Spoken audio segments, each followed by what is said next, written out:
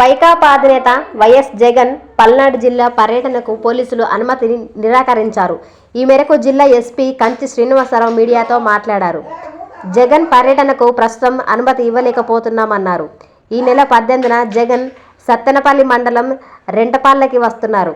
ఆయన పర్యటన కోసం సత్తెనపల్లి వైకాపా ఇన్ఛార్జి గజ్జల సుధీర్ భార్గవరెడ్డి మమ్మల్ని అనుమతి కోరారు.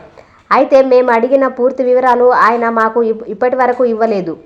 కార్యక్రమానికి ఎంతమంది వస్తున్నారు, ఎన్ని వాహనాలు వస్తున్నాయి, వారికి కావాల్సిన ఏర్పాట్లు చేశారా లేదా వంటి వివరాలు అడిగాం. 30,000 మంది వస్తారని చెప్పారు. అంతమంది ఆ రహదారిలో వచ్చే అవకాశం లేదని చెప్పాం.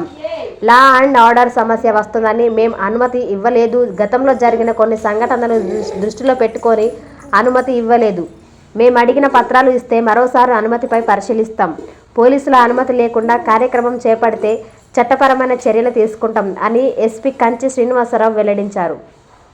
కార్యక్రమానికి ఎంతమంది వస్తున్నారు, ఎన్ని వాహనాలు వస్తున్నాయి, వారికి కావలసిన ఏర్పాట్లు చేశారా లేదా వంటి వివరాలు అడిగాం. 30,000 మంది వస్తారని చెప్పారు. అంతమంది ఆ రహదారిలో వచ్చే అవకాశం లేదని చెప్పాం. ఆ ల్యాండ్ ఆర్డర్